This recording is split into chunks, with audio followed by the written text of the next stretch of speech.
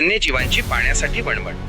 मार्च महिना सुरू झाला असून सूर्याने आग ओकायला सुरुवात केली आहे। उन्हाळ्याच्या सुरुवातीलाच तापमानाचा पारा चढल्याने मानवासोबतच आता मुख्य प्राणीही व्याकुळ झाले आहेत। हिंगोलीच्या इंचा परिसरात सध्या जंगली प्राण्यांची पाण्यासाठी मोठी भटकंती सुरू आहे। जंगलातील नैसर्गिक पाणवठे कोरडे पडल्याने रोही अर्थात निलगाईंचा मोठा कळप चक्क गावाच्या वेशीवर येऊन ठेपला आहे। इंचा गावालगत असलेल्या शेत शिवारात या प्राण्यांचे वास्तव्य वाढले असून तहान भागवण्यासाठी हे प्राणी आता मानवी वस्तीकडे धाव घेत आहेत। मार्च महिन्यातील या वाढत्या उष्णतेमुळे वन्यजीवांच्या अस्तित्वाचा प्रश्न निर्माण झाला आहे।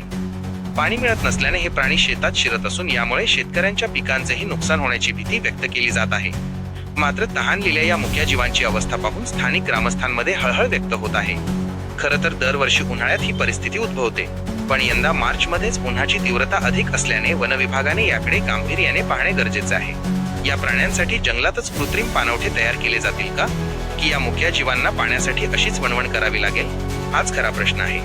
आता वन विभाग याकडे लक्ष देणार का हे पाहणे तितकेच महत्त्वाचे ठरणार आहे। MDTV मराठी न्यूज, राजू गवळी, हिंगोली।